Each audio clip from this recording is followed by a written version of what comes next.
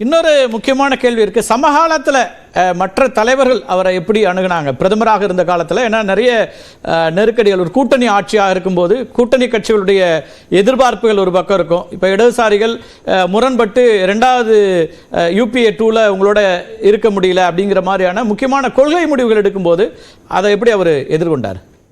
இல்ல, டாக்டர் மன்மோகன் சிங்கை பொறுத்த வரைக்கும் அவர் குறிப்பா இடதுசாரி கட்சிகள் இந்த குறைந்தபட்ச செயல் திட்டத்தை நிறைவேற்றதில் எங்களுடைய அரசுக்கு மிகப்பெரிய அளவு ஒத்துழைப்பு கொடுத்தாங்க. எனக்கு முன்னால பேசிய மரியாதைக்குரிய சகோதரர் சொன்னது போல கிராமப்புற வேலைவாய்ப்பு திட்டம், கட்டாய கல்வி திட்டம், கட்டாய உணவு திட்டம், தகவல் அறிவு சட்டம், மலைவாழ் மக்களுக்கு பட்டா கொடுக்கிற அந்த அந்த பகுதியில் அவங்க குடியிருக்கிற பகுதியில் அவங்களுக்கு பட்டா கொடுக்கிற திட்டம், இவையெல்லாம் அந்த வழிகாட்டுதல் குழு உருவாக்குறது தான். அன்னை சோனியா காந்தி தலைமையில் டாக்டர் மன்மோகன் சிங் அந்த குழுவில் இருந்தாங்க. அதே போல நம்முடைய கூட்டணி கட்சிகள்லாம், கம்யூனிஸ்ட் கட்சிகளுடைய பங்கு மிகப்பெரிய பங்கு அதுல. அது இன்றைய வரைக்கும் மோடி அரசாங்கம் வந்த பிறகு கூட அந்த திட்டங்களை செயல்படுத்த வேண்டிய கட்டாயத்தில் இருக்கிறாங்க. ஏன்னு சொன்னா மக்களுக்கு அந்த திட்டங்கள் நேரடியாக சென்றடைகின்றன, மக்களுக்கு அது பயன்படுது. ஆனா சில திட்டங்களை முடக்கிற வேலையை பார்க்கறாங்க, அது தெரியும் உங்களுக்கு. ஆனா டாக்டர் மன்மோகன் சிங் அவர்கள் எதிர்கட்சிகளா இருந்தாலும் சரி, கூட்டணி கட்சிகளா இருந்தாலும் சரி, அந்த தலைவர்கள் சொல்ற கருத்தை பொறுமையா கேட்டு அதனுடைய சாராம்சத்தை எடுத்துக்கொண்டு அதை நடைமுறைப்படுத்துகின்ற ஒரு தலைவர். சில தலைவர்கள் அவங்க சொல்றத நான் ஏன் கேட்கணும், நான் நினைச்சதுதான் செய்வேன்ற எண்ணம் அவர்கிட்ட கிடையாது. செவிசாரித்து கேட்பாரு. நான் அவருடைய இணையமைச்சராக இருக்கிற சமயத்துல பல கருடங்கள்ல உங்களுக்கு CBI டைரக்டர் நியமனம், UPSC சேர்மன் நியமனம், அது மாதிரி இன்ஃபர்மேஷன் கமிஷன் சீஃப் கமிஷனருடைய நியமனம், இதற்கு எதிர்கட்சி தலைவர்கள் உறுப்பினர்கள், அதாவது சுஷ்மா ஸ்வராஜ் மக்களவையிலும் மாநிலங்களவையில அருண்ஜேட்லி அவர்களும் மரியாதைக்குரிய தலைவர்கள் இருந்தாங்க. அது மூன்று பேர் கொண்ட குழு. அந்த குழுல உட்கார்ந்து பேசுறதுக்கு முன்பாக டாக்டர் மன்மோகன் சிங் அவர்கள் என்னை அனுப்பி அவர்கிட்ட பேச சொல்றார். இது போன்ற இந்த மாதிரி 3-4 பேர் பரீட்சையில் இருக்கு, உங்களுடைய கருத்தை சொல்லுங்கன்னு கேட்பார். அதை நான் அவர்கிட்ட சொல்லுவேன். சொன்ன உடனே அவங்க கருத்தையும் கேட்டு ஏகமனதா முடிவு செய்வான். அப்படிதான் டாக்டர் மன்மோகன் சிங் அவர்கள் மாற்றுக் கட்சி தலைவர்களுடைய கருத்துக்களை மதிக்கின்ற தலைவர், கூட்டணி கட்சி தலைவர்களுடைய கருத்தை மதிக்கின்ற தலைவர். இது போன்ற பல உதாரணங்கள் இருக்கின்றன. பல நெருக்கடிகளை எங்களுடைய அரசு, அப்ப நாங்க 200 உறுப்பினர் தான் இருந்தோம். அந்த சமயத்துல அந்த கூட்டணி கட்சிகளுக்கு வளைந்து கொடுத்து அவருடைய கருத்துக்களை கேட்டு அதில் உள்ள நியாயத்தை ஏற்றுக்கொண்டு நிர்வாகத்தை நடத்திய ஒரு தலைவர் டாக்டர் மன்மோகன் சிங் அவர்கள். அவர்கள் நிர்வாக சம்பந்தமா நான் நிறைய கத்துக்கிட்டேன். பிரதமரா அவர் உடனே ஏற்றுக்கொண்டாரா? ஏன்னா திடீர்னு தான் அவர் பிரதமராக வந்தார். நீங்க வர்றதுக்கு முன்னாடி திரு ஆசீர்வாதம் ஆச்சாரி சொன்னாரு, முன்னாள் முதலமைச்சர் கலைஞர் கருணாநிதி அவர்களுடைய சாய்ஸா அவர் இருந்தாரு, அவர் அவருடைய பெயரை எழுதி கொடுத்தாரு, அப்புறம் பிரதமராக வந்தார். அந்த சூழல் அவர் உடனே ஏற்றுக்கொண்டாரா அல்லது அவருக்கு ஏதாவது தயக்கங்கள் இருந்ததா பிரதமராகிறதுல? அப்போ நடந்த நிகழ்வுகள் ஏதாவது உங்களுக்கு இதை பகிரக்கூடிய அளவுக்கு?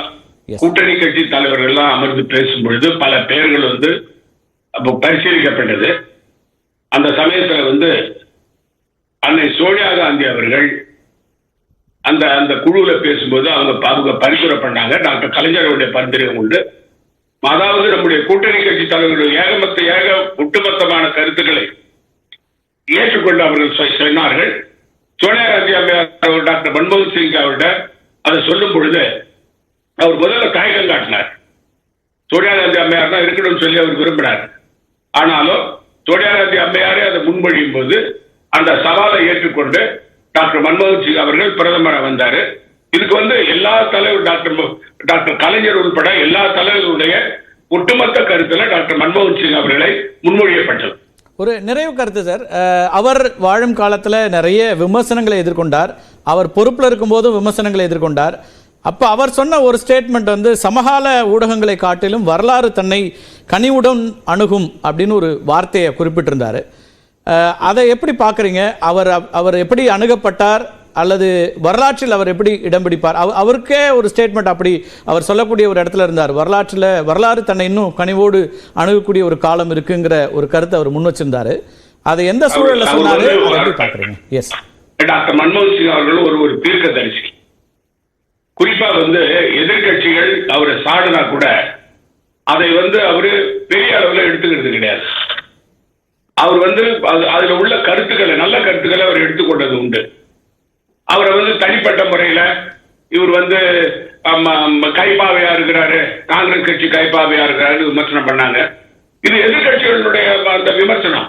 அதை டாக்டர் மன்மோகன் சிங் அதை பெரிய அளவில் நினைக்கல.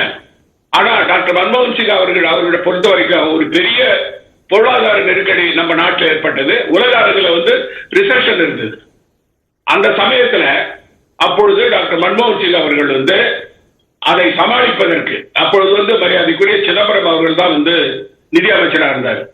டாக்டர் மன்மோகன் சிங் அவர்கள் என்ன பண்ணாங்க, சுமார் 72,000 கோடி ரூபாய் பணத்தை வந்து மார்க்கெட்ல கொண்டு வந்து இந்தியா, உலகத்திலே இந்தியா வந்து அந்த ரிசெஷன்ல இருந்து வெளியில வந்தது நம்ம நாடு தான்.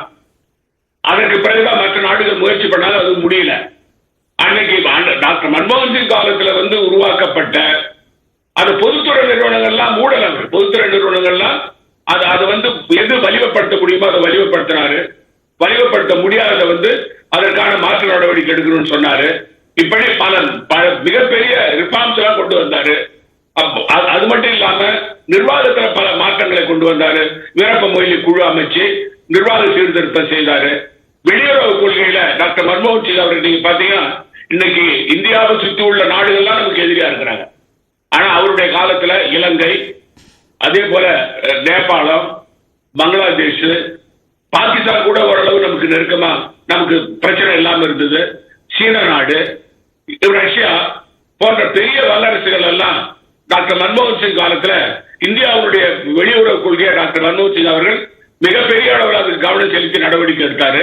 அமெரிக்க நாடு அவரை டாக்டர் மன்மோகன் சிங் வந்து அமெரிக்க ஜனாதிபதி வெள்ளை மாளிகையில் அழைத்து அவருக்கு விருது உபசரித்து அவருடைய விருந்தினராக வைத்திருந்த ஒரு காலமும் உண்டு. இப்படி டாக்டர் மன்மோகன் சிங் பெருமை பற்றி நிறைய பேசலாம். அது மட்டும் இல்லாம தனிப்பட்ட முறையில நான் வந்து பிரதமர் அவர்கள் எனக்கு 2 அசைன்மெண்ட் கொடுத்தாரு. முக்கியமா தமிழ்நாட்டை பொறுத்த வரைக்கும் கூடங்குளம் அணுமின் நிலையம் செய்து வந்து திறக்க முடியாதுன்னு சொன்னாங்க. டாக்டர் மன்மோகன் சிங் என்கிட்ட சொல்லி நான் போய் வந்து அங்க போய் கேட்கும் பொழுது அவர்கள் போராட்டம் நடத்தினாங்க. அதற்கு பிறகு அப்பொழுது மரியாதைக்குரிய ஜெயலலிதா அம்மையார் வந்து தமிழகத்துடைய முதலமைச்சராக இருந்தாங்க. அவங்களை சந்திக்க சொன்னார். அவங்களை சந்திச்சோம். அவங்க வந்து உதவி பண்றேன்னு ஒத்துழைக்கிறேன்னு சொன்னாங்க. டாக்டர் அப்துல் கலாம் அவர்களை அழைச்சு போய் அவங்க கிட்ட பேசி அதை செய்யணும்னு சொன்னாங்க. என்று கூடங்குளம் மின்சார உற்பத்தி வருதுன்னு சொன்னா, அணுமின் நிலையம் வருதுன்னு சொன்னா டாக்டர் மன்மோகன் சிங் எடுத்துக்கொண்ட மிகப்பெரிய முயற்சி. இன்னும் ஒரே ஒரு கருத்தை மட்டும் சொல்லி முடிக்கிறேன். இன்னொரு எனக்கு வந்து இப்ப டாக்டர் மன்மோகன் சிங் கொடுத்த தகவல் என்னன்னு சொன்னா, நம்முடைய இஸ்ரோ விஞ்ஞானிகள் பல கட்டத்துல நம்ம ராக்கெட் லான்ச்சிங்ல அவங்க வந்து தோல்வி அடைஞ்சிருந்தாங்க. ரெண்டு முறை தோல்வி அடைஞ்சு போச்சு. அவங்க மனம் அடைஞ்சிட்டாங்க. டாக்டர் மன்மோகன் சிங் என்ன அழைச்சு நேரடியாக நீங்க அவங்கள போய் சந்திக்கணும். பெங்களூர்ல திருவனந்தபுரத்தில் சந்திச்சு இந்த தோல்வியை பற்றி தோழாதீங்க, உங்களுடைய ஆராய்ச்சி தொடர வேண்டும் என்று என் சார்பில் அவங்ககிட்ட சொல்லுங்கன்னு சொன்னார். நான் போய் சொன்னேன். அந்த விஞ்ஞானிகளை வர சொல்லி அவங்ககிட்டயே அவர் பேசினாரு. அதற்கு பிறகு 5 லான்ச்சிங், அப்ப ஏவுகணைகளை, அதாவது குறிப்பா வந்து ராக்கெட் லான்ச்சிங் வந்து மிகப்பெரிய அளவில் வெற்றி அடைஞ்சது. சேட்டலைட் லான்ச்சிங்ல வெற்றி அடைஞ்சது. குறிப்பா வந்து மங்கள்யான் இந்தியா வந்து முதல் முறையிலேயே, அமெரிக்கா 3 தடவை போட்டு தோல்வி அடைஞ்சிட்டாங்க, ரஷ்யா தோல்வி அடைஞ்சது, ஐரோப்பிய யூனியன் தோல்வி அடைஞ்சது. 500 கோடி ரூபாயில நம்ம வந்து மங்கள்யானை வந்து அனுப்பி இந்தியா வந்து மிகப்பெரிய அளவுல இந்த இன்னைக்கு விண்வெளி ஆராய்ச்சியில பேரும் புகழும் பெற்றிருக்குதுன்னு சொன்னா அது டாக்டர் மன்மோகன் சிங் அவருடைய பங்கு மிகப்பெரிய பங்கு. அவருடைய இணையமைச்சர் என்ற முறையில் நான் செயல்பட்டேன். எனக்கு வந்து அதுல மன நிறைவு உண்டு.